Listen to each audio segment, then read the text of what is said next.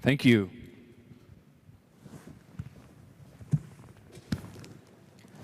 You guys ready? Okay, here we go. Are you guys tired? Jeez, you sound tired. They sound tired. You guys got to get excited about this because we got some important things to talk about. We're going to talk about health. Can you guys first quickly maybe introduce yourselves very briefly and tell us a little bit about your connection with Decentralized Health? Ladies first. Come on, Seb. Smarten up. Goodness sakes. From Canada. I'm Emma Apatu. I have a faculty appointment at McMaster University in Hamilton, public health professor. And decentralized health is something that's really on my mind. And I think Bitcoin is core to kind of just breaking some of our centralized systems. I'm Angela. I'm involved with public education. I'm a local teacher here in a little suburb just outside of Vancouver.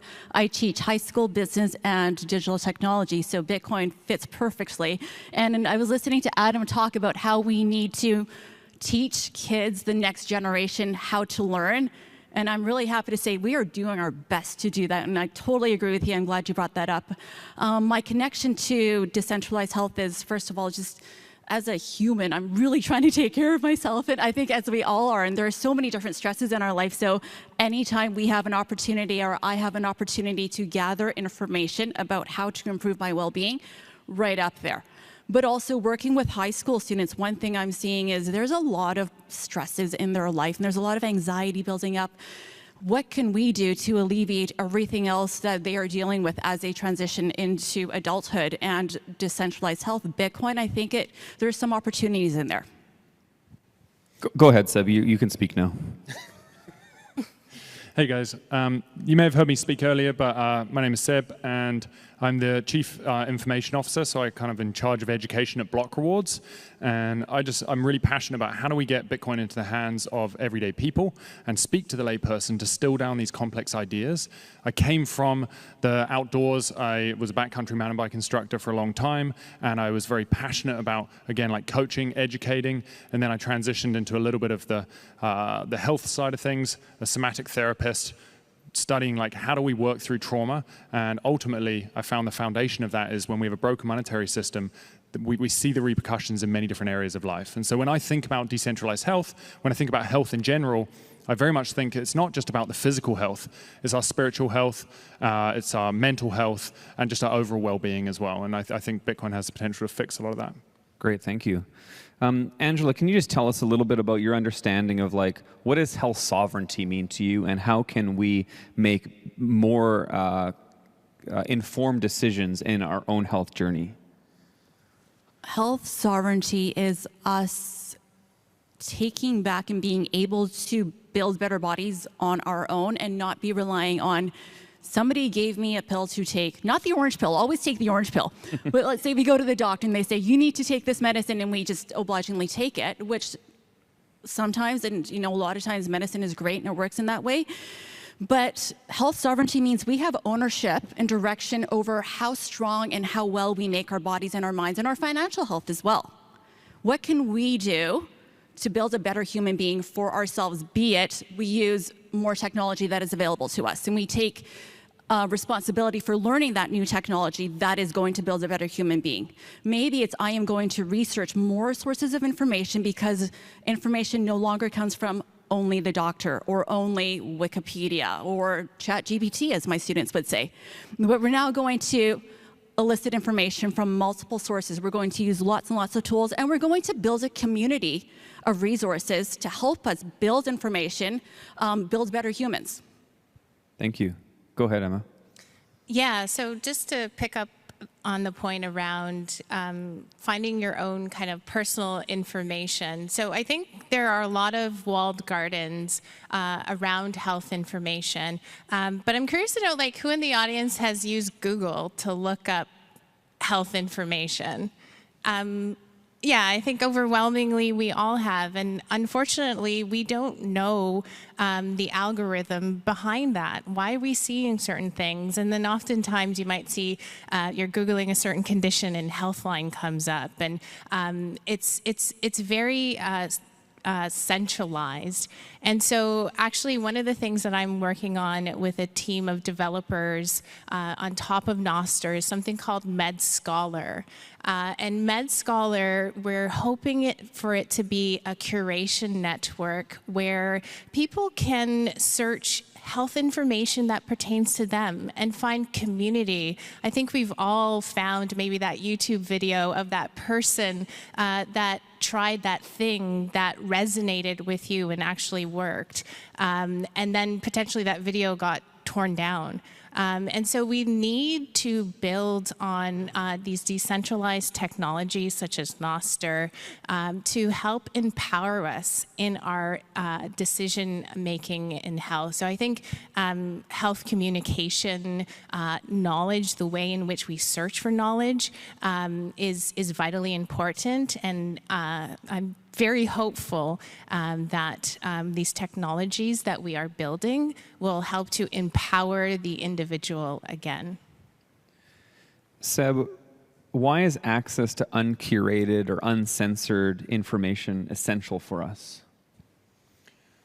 I would say that it's really important, just like in Bitcoin, we have a permissionless system. We don't need permission to be able to access we don't need permission to access our money. It's a trustless system. We don't need to trust in intermediaries to be able to access our money. And so we're no longer controlled in where we direct that capital. I think it's the same thing with information. I think we need to be able to access information that we are curious about, and we need to be able to hopefully access the most accurate information. When that information, unfortunately, is curated, we're not seeing reality as it is. There's a really famous quote that I love kind of like elucidating or kind of talking about, which is this idea, the map is not the territory. All of us have this mental model at which we walk through this world and we orientate ourselves in the physical world through our mental models, our mental map. But that map is never the territory. And so the challenge is if we're told the world works certain ways, but the world doesn't actually work that way, we're not able to actually experience reality as it is. And so I think this is kind of to the point which Emma is making. If we have these governing bodies that are regulating the information we have access to, it becomes very hard for us to be able to understand actually how can I be the best version of myself? How can I be truly healthy? And this is where I just think ultimately it's just like how do we gain access to information and maybe just from a free market approach. What I think Bitcoin does more than anything else is in a free market, capital flows to where value is being created. And so if there are people that are seeking truth, hopefully we allow through a permissionless, trustless system, capital to flow to the individuals who are offering value, the people that are trying to seek truth, and we see value percolate to the top as opposed to these curated systems that are underneath these regulatory bodies and such. Some of you may have seen my daughter, Sailor, rolling around in her wheelchair this weekend, selling bracelets over there. She's gone home now because she's tired of all this at this point, but Sailor has had 24 surgeries. She's 10 years old. And a lot of them have been quite significant surgeries, many months in the hospital, all kinds of things like cutting her leg in half and removing an inch of bone or putting her in halo traction surgery and all kinds of things. And it's challenging with Sailor because we fully trust really one surgeon, really one guy. And it's very difficult for us to find out if these things are the right things to do. It's very difficult for us to know if we're making right decisions or if we really should trust him. You can't really go to other facilities. Doctors really discourage that. If you do go to the United States to get medical care, they often won't treat you here. And so it's very difficult, right? It's very hard to know if we're making the right decision, if we're getting the right information. She's undiagnosed, so a lot of this is experimental, and there's been many, many failures in the surgery that she's experienced. Now, what's challenging is like, how do we know if we're doing the right thing, right? And I don't think in this current system, I don't think we really can. It causes a lot of emotional turmoil for my wife and I because we try to make the right decision and then maybe a surgery fails or whatever, and it causes Sailor, poor little girl, all this additional recovery time. We joke about it, but we got to keep things fun in our house, and it's challenging, right? And so kind of what you guys are talking about is so important for us to know, like, is there information that we can trust, and can we get uncensored information? And I'm not saying that the doctors are intentionally censoring us, but they're within the system. One of the things I love about the advent of the internet is now we have so much access to information, and with specific cases, it's hard to research what has been done before, what is the precedent, what was successful, what hasn't been. And there, as we are more global and international and we communicate and we share our stories more, we might have a better chance of finding out, okay, you know, on the other side of the world, something was done that was similar. We can now investigate that. But there remains challenges about, okay, sometimes it's information overload. What do I trust? I like that we have access to information, decentralization of information, not just one doctor. We have the internet. But wow, it can be so challenging sometimes to then decide on our own, like, what do I follow up with? What do I say doesn't relate to what it is I'm trying to research? Yeah, I think we need to bring patients closer to the doctor. So, I mean, that does happen in our current systems. However, I feel in some doctor-patient relationships, you're rushed through and your questions are not answered, and then you're in this open field. Where do you get answers from?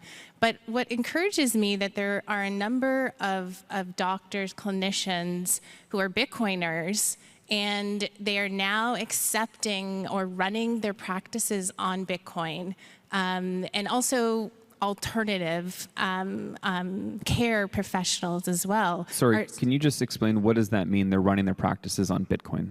Yeah, so they're accepting Bitcoin for services. And this allows them to see less patients and to give them more time to spend with that patient, their family. And I think that really helps to comfort. It gets rid of some of the uncertainty around the doctor-patient relationship. So we're seeing some of this, but unfortunately, this is not mainstream. But it is out there. It is out there. There are people that are starting to accept Bitcoin. They're exploring.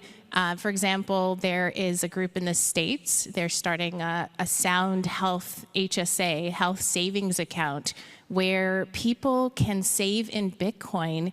And if an emergency comes up or a health event comes up, and they've been saving it for some time, they actually have some purchasing power to potentially explore different options that they may not have otherwise, because they have the economic power to do so.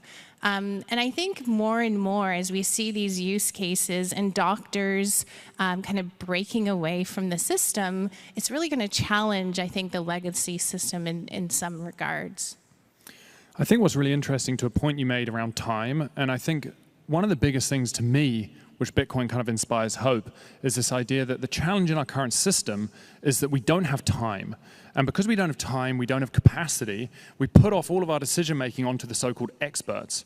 But the reality is that knowledge really is power. When you understand something, when you can spend your own time researching, figuring out what is best for you, that really is how we build like a cohesive society that has a stable foundation, as opposed to putting off all of our decision-making onto a selective few individuals. And so I think that our current system, while we're centralizing a lot of these decisions and we're putting off that power onto these individuals, which then can lead to these kind of controlling structures, we're not thinking for ourselves. We've seen the inverse in Bitcoin, where you start speaking to a Bitcoiner and they say, hey, I noticed I had this little health issue, whether it's eczema or whether it's ADHD, whether it's whatever. And they've gone down all these different rabbit holes, researched all of these books, and they've found what works for them, which their doctors weren't able to help them out with. And so that's what I think is so fascinating, is when you've got this distributed group of individuals that start to have capacity, and with that capacity, they start directing it towards curiosity and digging into these resources. The information is out there, but it's about having the capacity and having the time to be able to go dig into it. And that's what Bitcoin, I think, is so amazing about Bitcoin. Yeah, I think you're totally right. A practical example of that, talking about my daughter, Sailor. So one thing that happens with children with disabilities, once they kind of age out of the system, they turn 18, they're now an adult. It becomes very difficult to get funding for things, and it becomes very difficult in all kinds of different ways, because there's a lot of social supports in our country. And as a libertarian, it breaks my heart that I have to depend on the social supports, but I do enjoy the benefits of them. A bit of a hypocrite, I understand. But what happens is it becomes very expensive. You have to maybe get a special vehicle, which maybe costs $150,000. You have to get, elevator lifts and things like that in your home. Well, what we've been doing, and part of the reason why she's been out there selling bracelets, is not so that she can go buy candy. It's so that when she turns 18, that she has the financial means in order to take care of herself. And so what Bitcoin does for someone like her is it puts her in a situation where her future is built on the fact that she can benefit from the increase of value of Bitcoin, so that if she can't maybe work full-time because of her medical needs, or she needs to pay for additional equipment, she financially should be able to do that because of the effort she's put in at this age to start accumulating Bitcoin. And she's been doing that for a number of years. And that's so critical for us, right? Because it removes us from the financial system, which allows us to have more freedom and health.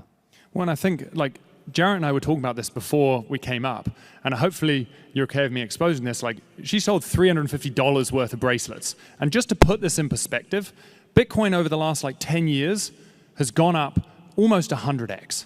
So if Bitcoin has gone up almost 100x from the low thousands to 120,000, imagine 10 years forward, let's just say hypothetically that it goes up another 100x. $350 for a kid selling bracelets is now $35,000. Like, working for a weekend selling bracelets and earning $35,000 has gone a long way towards supporting her in her sovereignty to be able to show up and actually make choices on her health rather than being told by the medical system the choices she has to make. Yeah, that's right. And I appreciate your guys' generosity for buying the bracelets from my kids this weekend. If you missed your chance, well, you have to wait till next year. Another reason to come back, right, guys? All right. People new to Bitcoin might find it hard to connect the dots. In your eyes, how does Bitcoin tie into health and wellness? Now, we've kind of talked about how it impacts maybe our finances. And is there any other ways in which we connect Bitcoin into health and wellness? I'm listening to you tell your story about Sailor and about how part of the reason you're selling bracelets, aside from everyone loves jewelry, and it gets your kids involved in entrepreneurship, totally great. But the fact that you have your kids involved and we need to do something now for your well-being down the road, part of me was kind of heartbroken that we have to think about that. But also, I'm thinking, thank goodness there's going to be a way for her to be okay. And I'm hearing, okay, that gives me peace of mind. I'm wondering, as a parent, do you just feel relief that my kids will be taken care of? And I think if you're a parent, as soon as your child is in your hands, you're thinking, how can I protect you forever? But you got to be independent, but how do I protect you and give you the best life forever? And I think Bitcoin gives you peace of mind. Yeah, I mean, there's no question that when I look at her future, and my other kids as well, that, for context, my kids also sell lemonade quite often and at Kitts Beach, and they do accept Bitcoin. Most people pay cash, but they accept Bitcoin, but they will take the cash and buy Bitcoin with it. And it does give me a lot of peace of mind as a parent to know that I believe through stacking sats like they're doing, and they don't necessarily want to. They all want to buy Slurpees and candy, obviously. So there is a bit of coercion here. Our home is not a libertarian home. It does run on communism. We just got to be honest with ourselves sometimes. And so it does give me hope for their future because, yeah, if you're a little kid, having a small amount of Bitcoin could amount to a lot in the future, and that's the hope, right? And it does allow me to look at Sailor's future and say, I think she will be okay. She's also been in 2 Netflix movies and was able to accumulate a fair bit of cash at that time, which she was able to put into an ETF and things like that. And so that gives me hope for her future, yeah. That's great. To answer your question broadly, so I try and think about the monetary mechanism that's working here, and it's because gold is layer 1 money, right? It's a bearer asset that doesn't have the counterparty risk. And layer 2, so this is essentially like Nick Badia's layered money theory. Layer 2 is like that abstraction layer, like our paper money, and then there's other abstractions from there. And so you can imagine when you're holding an abstraction and with counterparty risk, then that means that there's stress. You want to get rid of it. And we've heard this, I think this thread through all of the talks today, that you have to work twice for your money, right? Because your money is losing value. It's not layer 1 bearer asset money. And so I think these have implications for health, the stress of just trying to beat inflation. Can we quantify this into actual health outcomes? I think so, but in the literature, how we measure financial stress and health and money, it's usually through proxy measures such as income, such as family size as a proxy, and other indicators of demographics that relate to income. And so the literature that we are basing all of our kind of understanding, I would say in academia, is based on a secondary measure and not the soundness of money itself. And I think if we start investigating the soundness of money itself with health outcomes, we would have, I guess, the science, if you will, to show that we need better money. I think it's really interesting when you're talking about like these indicators, and even though they're kind of like second order effects, you're still seeing like such immense changes in society. And I think like one that I talk to quite a bit, but I find it a really, really fascinating approach is you take like the Aborigines. The Aborigines, there's evidence they're passed down culture over 100,000 years. And you're just like, that is profound. How do they pass down culture over hundreds of thousands of years? And the reality is that they pass down culture because they live intergenerationally. They spend time with their parents and their grandparents and their great-grandparents. And then you look at Western culture. What's interesting is that since 1970 to 2015 in Canada, we saw a doubling of dual earner households and a halving of single earner households. So what that's saying is that parents cannot get by on a single income anymore. They can only get by on a dual income, both parents having to go out and work. Now, if parents are both having to go out and work and they're not spending time with their kids, that means kids are spending more time with their peers. Well, a peer relationship is very different to a parental relationship. A peer relationship, kids want to look the same, they want to sound the same, they want to dress the same, and although a peer relationship is absolutely vital, when kids only spend time with their peers and they don't have any interaction with their parents and the generations above them, what you end up having is this kid who doesn't individuate, he doesn't have those moral, cultural knowledge being passed down, and so you end up with depression, anxiety, substance abuse, suicide, and it's what we're seeing in society today. And I'm not saying it's the only factor, but I would say that when money starts breaking down and parents have to work more, parents are spending less time with their kids. As kids are spending more time with their peers, you end up with a society that's not passing down this knowledge anymore, and you end up with a society that almost feels kind of like hollow.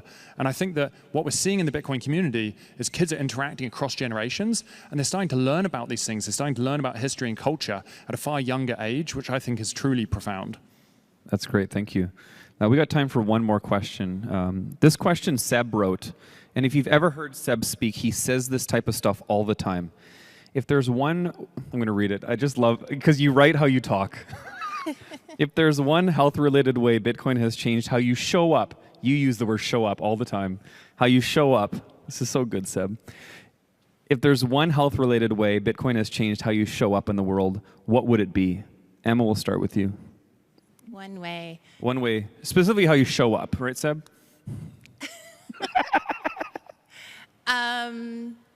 I would say, that's a good question. How would I? You want Seb to answer his own question first? Yeah, sure. Yeah, I come feel on. like he's got the answer book. Yeah, he's got the answer book. I know, right? Cheater. I was meant to be the host of this. I was meant to be the host, and then I was like, I'm not a host. I don't ever host things. I don't know what I'm doing. Hosts should never humiliate their guests like I'm doing, so I'm not sure I'm a good host either. And then we lost someone, and then I was like, Jarrett, do you want to jump on? And he was like, Seb, do you want me to be the host? And I was like, you take it. So, I don't know. I actually wasn't planning on answering this question. So I'm going to be a little controversial, and I gave a little presentation at what was called the Unconference. It was the day before the event. And I came across this study, and some of you guys who are in the crowd who listen to the Unconference may know where I'm going the moment I start talking about this. But anyway, I gave this talk, and at one point on the slide, I came across this study a little while back that talks about how, as we have seen in society a drop in testosterone, we have also seen a rise in what's called pro-social behavior. Pro-social behavior is basically conformity. So a drop in testosterone in both males and females results in a rise in conformity. So it's easier for these controlling structures, authoritarianism, totalitarianism, as we start to see this decline in testosterone in society. What is causing this drop in testosterone? There are many factors that cause drops in testosterone. I would say one of them is we spend so much time inside today in the digital world, underneath LEDs, underneath all of the EMFs, the Wi-Fi, the cell phones. That causes massive impacts on testosterone levels. levels. On top of that, we're not getting outside into daylight. Daylight is so unbelievably important. So my controversial thing that's made a huge difference in my life is that, one, I get outside immensely, and by irradiating the chest, taking off your t-shirt in sun, increases testosterone 120%. But more importantly, sun your balls. Because by sunning your balls, it increases testosterone 200+%. And so that's my controversial going down the rabbit hole. Is that a fact, or you just made that up? No, absolute fact. That's fact. And okay, X-rated. And that's only possible because like Bitcoin gives you capacity. Bitcoin gives you the ability to look down the rabbit hole of all of these different things. And so I stumbled upon this through the Bitcoin rabbit hole. Jeez, this kind of conversation in front of the mayor? He's listening. Ladies, do you even want to go ahead? Thankfully, Emma said she's going to go next because I'm still trying to erase that image. All right, we got a couple more minutes. Emma, what do you got? Okay, I guess I'm going to shameless plug here. So the way that Bitcoin has changed the way that I show up is to experiment in the Bitcoin space. So one of the things right now, I mentioned it, is Med Scholar. A number of you have joined Noster earlier today due to the workshop. So if you would like to follow Med Scholar, I will also put the NPub in the bit chat.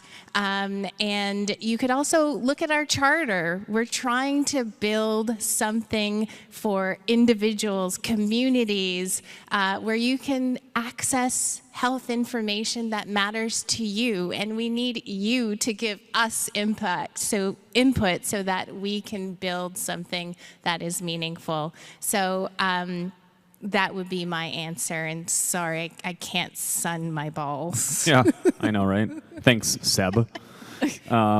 So Med Scholar, one really important thing that we all should remember, you might not be able to afford to support somebody by buying their product, you might not be interested in their product, but what you can absolutely always do is at least follow them, and that makes a big impact, especially to entrepreneurs who are starting a business. You get the last word. I was really afraid you were going to talk about sunning something, and I thought, what am I going to say? Do I have to continue this trend? Thankfully, Med Scholar, love it. I think the way that Decentralized Health Bitcoin has helped me show up, and I'm going to relate this to mental well-being, your sense of confidence, and specifically Bitcoin education. I think having venues, platforms like this, and myself knowing about Bitcoin has allowed me to more confidently talk to other people about, hey, there's this little pill or this little tool, this technology that can bring you peace of mind, that can make you maybe work a little bit less. And we have a way to share that information with you that's going to be accessible, digestible, lots of different speakers, lots of different approaches to this, lots of perspectives. We want you to be in the in. I think myself knowing about it has allowed me to now confidently share it with students, share it with teachers, share it with the general public and say, give me a moment, I want to share this and present this to you in a way that works. I think it's really important quickly to mention I'm not sure we gave you permission to go next. Okay, fine. Okay, go. I think it's really important as well to mention that, like, when we talk about like teaching Bitcoin and the orange pill, it's not just about how do I understand Bitcoin. The orange pill is giving people the capacity to show up more authentically in life, and that is what I think is truly incredible. And I think across all of these health topics, no matter whether you're talking about the social, the physical, the mental well-being, I think when people go down the rabbit hole of Bitcoin, it creates this like curiosity and this fire inside, because you realize that actually money really is tied to all of these different aspects of society. And it's that curiosity and diving into these different areas that you start to seek, like, how do I be the best version of myself? How do I seek health in these different areas? And that, to me, like, Bitcoin really is about capacity, if I was to say there's one word. That's great. What you guys have talked about is so helpful and so important to us. I think it's really great to understand more deeply and more clearly how our financial decisions impact our future well-being, whether it's mental health or physical health, and exciting to also hear about, you know, even products coming on the market that can also help us have more sovereignty over our health decisions. I appreciate your time, guys. This is great. We're going to wrap up this panel and continue everything moving. Zach? Thanks, guys. Thank you. Thank you. How about Zach, who's been a great host for us this weekend?